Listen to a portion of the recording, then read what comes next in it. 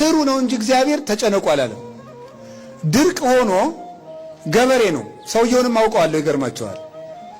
ድርቅ ሆኖ ሐምሌ ድረስ ድርቅ ሆኖ ሰውየው ግን ይዘራል።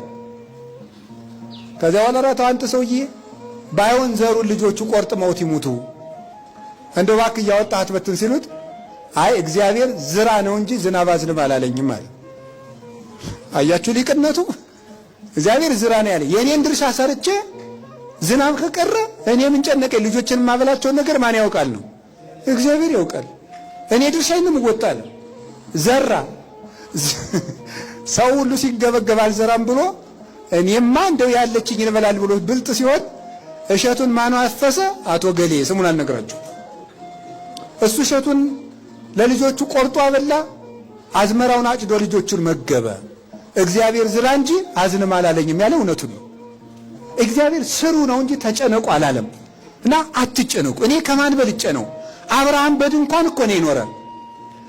ጌታዬ ወይ የዚህን ያህል ምን በድዬ ነው ጥሩ ስራ ማሰራኝ? ህይወቴ በመባከን አለቀ፣ ለምን አታሳካልኝም? የብዙ ምዕመናን ጥያቄ ነው። አብርሃም እድሜ ልኩን በድንኳን አይደል እንዴ የኖረ? እኛስ ከአብርሃም እንበልጣለን? ይስሐቅ በድንኳን ነው የኖረ።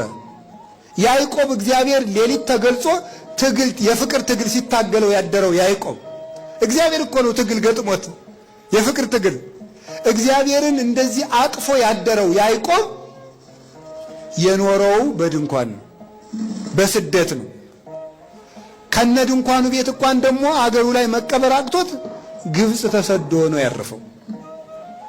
ምን አለ ቅዱስ ዳዊት ለዚህ እኮ ነው ነግዶ ፈላሲ አነ ከመ ኩሉ አበውዬ፣ እኔ እንደ አባቶቼ እንግዳ ነኝ